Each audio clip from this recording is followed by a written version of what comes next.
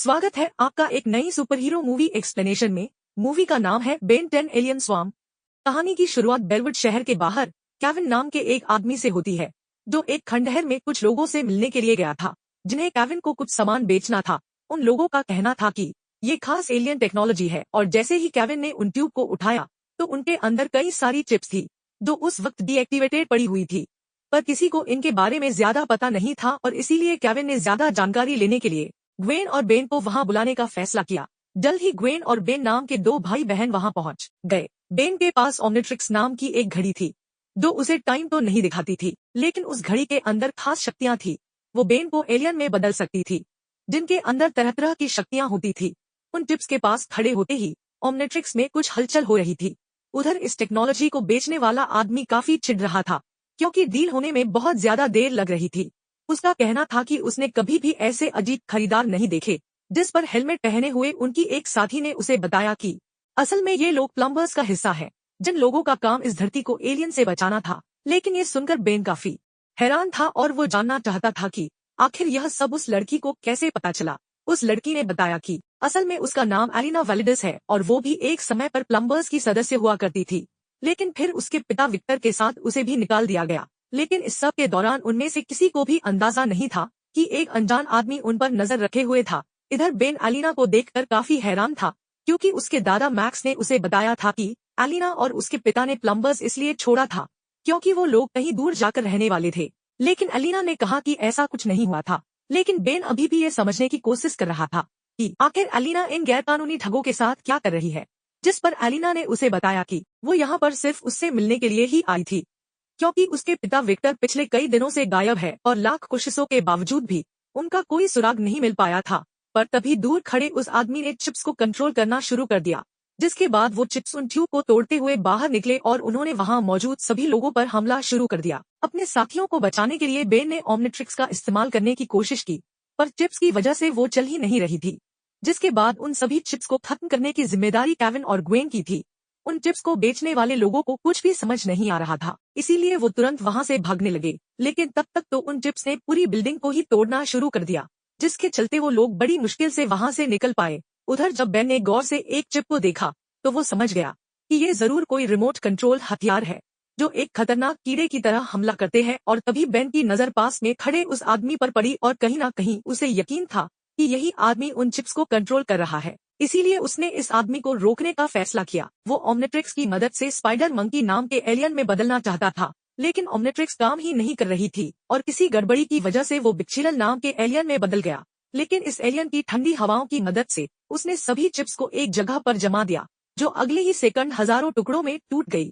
इसके बाद बेन ने उस आदमी की तरफ भागने का फैसला किया, पर जैसे ही उसने उस आदमी पर हमला किया तो उस आदमी ने किसी तरह से बचते हुए गुवेन के ऊपर कई सारे कीड़े फेंक दिए, जिसके चलते बेन को उसे बचाने के लिए नीचे आना पड़ा, और इसी मौके का फायदा उठाकर वो आदमी वहां से निकल गया। लेकिन उस आदमी के साथ साथ एलिना भी वहां से गायब थी, और अब केविन और गुवेन का मानना था कि ये सब एलिना का ही किया धरा है। लेकिन बेन को अभी भी लगता था कि वो इस सब में शामिल नहीं है, और अब उसने सोच लिया था कि वो सच्चाई जानकर रहेगा कि आखिर एलिना और उसके पिता को प्लम्बर से क्यों निकाला गया था, और इसके लिए वो सीधा अपने दादा मैक्स के पास गया। लेकिन उस वक्त मैक्स कम्युनिकेशन सेंटर में नहीं थे, और इसीलिए उन तीनों ने मैक्स का इंतजार करते हुए कुछ चिप्स को टेस्ट करने का फैसला किया, जिसमें उन्हें पता चला कि ये चिप्स पूरी तरह से टेक्नोलॉजिकल नहीं थी।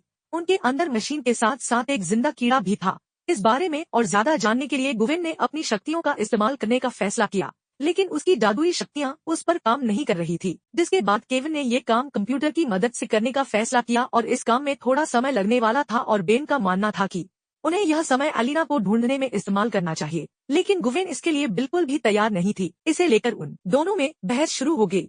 ये बहस तब तक चलती रही जब तक उनके दादा मैक्स वहां नहीं पहुंच गए। वहां आते ही मैक्स की नजर उन चिप्स पर पड़ी, जिन्हें देखते ही मैक्स का कहना था कि मैंने ये चीज पहले भी कहीं देखी है, लेकिन उनको याद नहीं आ रहा था कि कहाँ।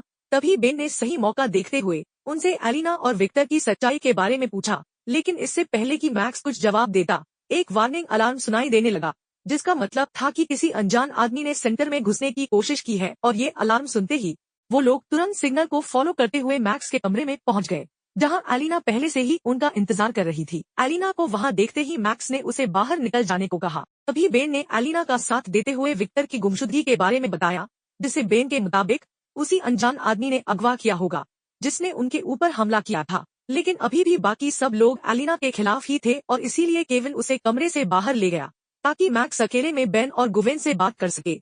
जिसके बाद मैक्स ने उन्हें कंप्यूटर में विक्टर की फाइल दिखाते हुए बताया कि असल में विक्टर को प्लम्बर्स से इसलिए निकाला गया था क्योंकि वो एलियन चिप्स को चुराते हुए रंगे हाथों पकड़ा गया था। पर ये फाइल देखने के बावजूद भी बेन के मुताबिक एलिना का इन सब से कोई लेना देना नहीं है और वो उस आदमी तक पहुंचने का इकलौता रास्ता थी।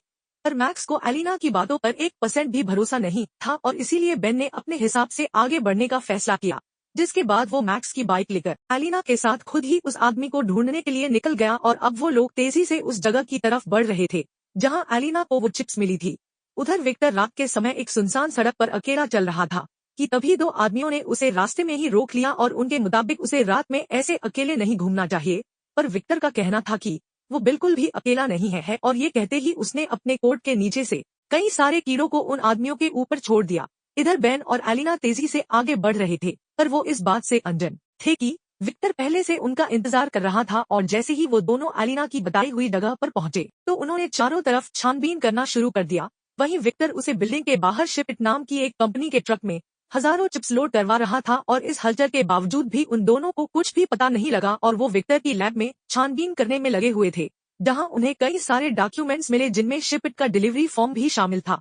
इससे पहले कि वो लोग कुछ समझ पाते तभी उनका सामना कुछ अनजान लोगों से हुआ जो उनकी मदद करना चाहते थे। पर तभी बेन की नजर उनकी आंखों पर पड़ी जो काफी अजीब सी थी। जिसके बाद एलिना ने उसे बताया कि उन लोगों के अंदर चिप्स घूम रही थी और न जाने कैसे वो उनके काबू में है। तभी उनमें से एक आदमी ने कहा कि वो उन्हें अपनी रानी से मिलवाना चाहता है। जिसके बाद वो लोग धीरे धीरे आगे बढ़ने लगे। बेन तुरंत ही ओमनिट्रिक्स का इस्तेमाल करना चाहता था लेकिन चिप्स के पास होने की वजह से वो दोबारा से चल नहीं रही थी जिसके चलते उन्हें मजबूरन वहां से भगना पड़ा।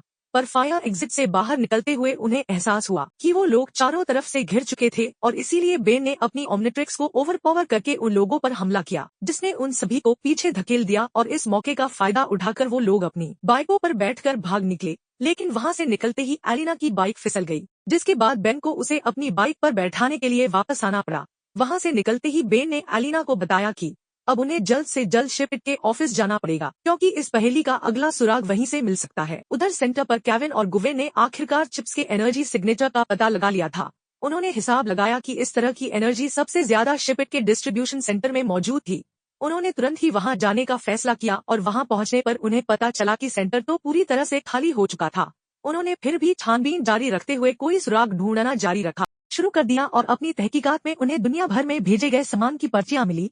पर तभी वहां काम करने वाले एक आदमी ने उन्हें देख लिया और उसने उन्हें तुरंत वहां से चले जाने को कहा। लेकिन उन्हें यह समझ नहीं आ रहा था कि आखिर इतनी रात को कोई आदमी यहाँ पर कर क्या रहा है और सवाल करने पर उसने जवाब दिया कि मेरा काम अपनी रानी की सेवा करना है और उसके लिए समय मायने नहीं रखता, फिर चाहे टाइम जो मर्जी हो फर्क नहीं पड़ता। उस आदमी का जवाब सुनते ही वो दोनों समझ गए कि वो भी उन चिप्स के वश में था। इसीलिए केविन ने अपने हाथ को एक लकड़ी के हथौड़े में बदल दिया और उस आदमी को एक ही मुक्के में खिड़की से बाहर फेंक दिया। जिसके बाद वो दोनों उन सारी पर्चियों को लेकर वापस अपनी गाड़ी में बैठ गए। पर तभी उन दोनों की नजर दोबारा उस कर्मचारी पर पड़ी जो अपने हाथों से कुछ अजीब कर रहा था और जैसे ही उन्होंने अपने आसपास देखा तो वो तुरंत ही समझ गए कि वो आदमी उन पर हमला करने के लिए चिप्स को तैयार कर रहा था। अगले ही सेकंड उन सभी चिप्स ने उन दोनों पर हमला करना शुरू कर दिया। केविन ने वहां से दूर जाने की कोशिश की पर उन चिप्स ने 3 बहुत बड़ी बॉल्स का रूप लेकर तेजी से उनकी गाड़ी का पीछा करना शुरू कर दिया। उनसे बचने के लिए केविन ने अपनी गाड़ी को तेजी से घुमाकर एक बॉल की टक्कर कराकर उसे तबाह कर दिया। लेकिन अगले ही सेकंड वो बॉल दोबारा जुड़ गई और अब केविन के पास अपनी रफ्तार से उन्हें पीछे छोड़ने के अलावा कोई दूसरा जरिया नहीं था और इसीलिए उसने अपनी गाड़ी का टर्बो मोड चालू कर दिया। लेकिन इससे भी कोई फायदा नहीं हुआ, बॉल्स अभी भी उनका पीछा ही कर रही थी। इसीलिए केविन उन्हें खाली मैदान में ले गया जहाँ उसने उन बॉल्स को अपनी गाड़ी से कुचलने की कोशिश भी की। लेकिन इस कोशिश में उसकी गाड़ी ही पलट गई। जब वो लोग अपनी गाड़ी से बाहर निकले तो वो चिप्स अभी भी उनके ऊपर थी और अब उन्होंने साथ जुड़कर एक बहुत बड़ी बॉल का रूप ले लिया। अब केविन ने उनका सामना करने के लिए खुद को लोहे का बना लिया। पर तभी अचानक से बेन वहां हमंगसोर नाम के एलियन का रूप लेकर पहुंच गया और बॉल को एक ही मुक्के में तबाह कर दिया। पर तभी उन चिप्स ने रूप बदल बदल कर उस पर लेजर से हमला करना शुरू कर दिया। लेकिन हमंगसोर की मोटी चमड़ी की वजह से कुछ खास फर्क नहीं पड़ रहा था। पर बेन के बार बार हमला करने के बावजूद भी वो चिप्स बार बार अलग रूप बनाकर लड़ने आ जाती थी और इसीलिए बेन ने मौका देखकर उन पर केविन की कार से हमला किया जिसने उन सभी चिप्स को एक ही बारी में तबाह कर दिया। इस मुसीबत को खत्म करने के बाद बेन अपने नॉर्मल रूप में आ गया, जिसके बाद उन सभी ने लैब में एक नए सैंपल की जांच करने का फैसला किया। जिसके बाद वो लोग एलिना को लेकर सीधा अपने दादा मैक्स के पास पहुंचे, जो उस वक्त दुनिया भर में फैले उन हाईटेक कीड़ों की खबर देख रहे थे। उन सबकी पूरी बात सुनने के बाद मैक्स ने उन नए सैंपल्स की जांच की, जहां उसे पता चला कि ये चिप्स असल में स्पेस से आए हैं। अपनी जांच खत्म करने के बाद मैक्स ने उन सभी चिप्स को वापस डब्बे में डाल दिया, लेकिन अनजाने में उनसे एक चिप बाहर ही छूट गई। इसके बाद वो सभी लोग इस समस्या से बाहर निकलने का रास्ता ढूंढने लगे, जिसके बाद उसका कहना था कि उन्हें सिर्फ इन चिप्स की रानी को खत्म करना है, बाकी लोग रानी की मर्जी के बिना काम नहीं कर पाएंगे। लेकिन इस सब के दौरान किसी की भी नजर वहां घूम रही चिप पर नहीं पड़ी। साथ ही रानी को ढूंढना कोई इतना आसान काम तो था नहीं, और इसीलिए वो सभी लोग कंप्यूटर पर बैठकर इस बारे में और जानकारी इकट्ठा करने में लग गए। लेकिन फिर मौका देखकर वो आजाद चिप चुपचाप मैक्स के हाथ पर चढ़ गई। जिसके कुछ देर बाद जब बेन अपने दादा मैक्स से कुछ सवाल पूछने के लिए गया, तो मैक्स ने उसके ऊपर हमला करने की कोशिश की, जिसे देखकर बेन तुरंत ही समझ गया कि मैक्स अब उन चिप्स की रानी के वश में था। और जब बाकी लोगों को बेन के चिल्लाने की आवाज सुनाई दी, तो केविन ने तुरंत ही पीछे से जाकर मैक्स को बेहोश कर दिया। लेकिन इसके बाद वो लोग आपस में बात करने लग गए, जिसका फायदा उठाकर मैक्स ने स्मोक मशीन चालू कर दी, जिसके धुएं से वहां ऐसा माहौल हो गया कि कुछ भी देख पाना बहुत मुश्किल था। और ऐसे हालातों में मैक्स वहां से निकलने में कामयाब हो गया। अब मैक्स के जाने के बाद उनमें से किसी को भी समझ नहीं आ रहा था कि आखिर वो आगे कैसे बढ़ सकते हैं। लेकिन बेन ने खुद को शांत रखते हुए उन सभी को मिशन पर ध्यान देने को कहा, जिसके बाद वो सभी लोग कंप्यूटर की मदद से रानी का पता ढूंढने में लग गए। और उन चिप्स से निकलने वाली एनर्जी की जांच करते हुए उन्हें पता चला कि बहुत सारे चिप्स एक जगह पर मौजूद थे, और उन सब ने हिसाब लगाया कि शायद यहीं पर रानी मिलेगी। गुवेन ने सबको बताया कि उसी जगह पर शिपिट कंपनी का डिस्ट्रीब्यूशन सेंटर भी है, और यह बात सुनते ही अब बेन को यकीन हो गया था कि रानी वहीं छुप कर बैठी है। लेकिन उस जगह तक पहुंचने के लिए उन्हें गाड़ी की जरूरत थी, और केविन की गाड़ी तो पहले ही तबाह हो चुकी थी। इसीलिए केविन ने बेन का बर्थडे गिफ्ट उसे कुछ दिन पहले ही देने का फैसला किया, जिसके बाद उसने बेन को एक खास गाड़ी तोहफे में दी, जिसे वो पिछले कई महीना से बना रहा था। वो सभी लोग उस गाड़ी में बैठकर सीधा अपनी मंजिल के लिए निकल गए, और शिपिट के सेंटर पर पहुंचने के बाद उनकी नजर वहां काम कर रहे सैकड़ों आदमियों पर पड़ी, जो सभी उस वक्त रानी के वश में थे। अपने शक को यकीन में बदलने के बाद जब वो लोग आगे बढ़े, तो उनकी नजर मैक्स पर पड़ी, जो बाकी लोगों के साथ मिलकर काम कर रहा था। लेकिन वे अपने दादा को बचा नहीं सकते थे, और इसलिए उन्होंने आगे बढ़ने का फैसला किया। कुछ देर तक आगे बढ़ने के बाद वो लोग एक बहुत बड़े कमरे में पहुंच गए, जो काफी सारे लोगों से भरा हुआ था, और उन सब लोगों के बीच विक्टर भी मौजूद था। उसे देखते ही केविन समझ गया कि उसे दिन खंडहर में विक्टर ने ही उनके ऊपर हमला किया था, और अब उन सभी को एलिना के ऊपर भी शक होने लगा था कि कहीं वो अपने पिता से तो नहीं मिली हुई थी। लेकिन एलिना ने कहा कि मुझे इस बारे में कुछ नहीं पता, और तुम्हारे दादा भी तो रानी के लिए काम कर रहे हैं, क्या वो भी मेरे डैड के साथ ही मिले हुए हैं? और उसकी इस बात में कहीं ना कहीं सच्चाई भी थी, क्योंकि विक्टर बिल्कुल मैक्स की तरह ही बर्ताव कर रहा था। लेकिन केविन को अभी भी एलिना पर विश्वास नहीं था। खैर बेन ने बीच में आकर सबको शांत किया, और फिर उसके बाद वो विक्टर को देखने के लिए गया, जहां उसे एहसास हुआ कि असल में विक्टर अंडे दे रहा था, जिसका मतलब था कि रानी उसी के अंदर मौजूद है। यह जानकारी मिलते ही केविन कहने लगा कि उन्हें विक्टर को भी उड़ा देना चाहिए। लेकिन एलिना ने ये सुनते ही तुरंत अपने पिता की जिंदगी की भीख मांगना शुरू कर दिया, जिससे बेन को एलिना से क्या हुआ अपना वादा याद आया कि वो उसके पिता को सही सलामत उस तक पहुंचाएगा। अब उसने ओमनिट्रिक्स की मदद से एलियन एक्स बनकर इस लड़ाई को लड़ने का फैसला किया, पर तभी गुवेन ने उसे ऐसा करने से रोकने की कोशिश की, और उसके मुताबिक इस चीज में बहुत ज्यादा खतरा था, क्योंकि अगर रानी ने किसी तरह से बेन को अपने वश में कर लिया, तो इस धरती को बचाना असंभव हो जाएगा। वो लोग इस बारे में बातचीत कर ही रहे थे कि तभी अचानक एक आदमी ने एलिना को पकड़ लिया, जिसके चलते वहां मौजूद सभी लोगों को उनकी मौजूदगी के बारे में पता चल गया। अपनी तरफ बढ़ते हुए खतरे को देखकर बेन ने आखिरकार ओमनिट्रिक्स का इस्तेमाल करने का फैसला किया। लेकिन उन चिप्स की वजह से ओमनिट्रिक्स अभी भी सही से चल नहीं रही थी, और वो बहुत बड़े एलियन एक्स की जगह नैनोमिक नाम के दूसरे एलियन में बदल गया, जो असल में इंसान और नैनो चिप का फ्यूजन था। इसके बाद बेन खुद को और छोटा करते हुए सीधा विक्टर की तरफ बढ़ा, और वो चुपचाप विक्टर की नाक के जरिए उसके शर के अंदर घुस गया।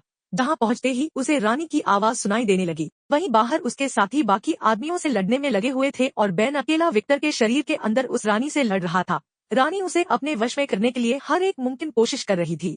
दरअसल रानी का प्लान था कि वो पूरी दुनिया के इंसानों को एक ही बारी में खत्म करेगी, और इसके लिए उसने अपने सभी चिप्स को एक्टिवेट कर दिया। लेकिन तभी बेन ने अपनी पूरी ताकत के साथ उसके ऊपर एक आखिरी हमला कर दिया, जिससे रानी का शरीर पूरी तरह खत्म हो गया। जल्द वहाँ मौजूद सभी लोग वापस अपने होश में आने लगे और बाकी सारी चिप्स भी अपने आप ही तबाह हो गई।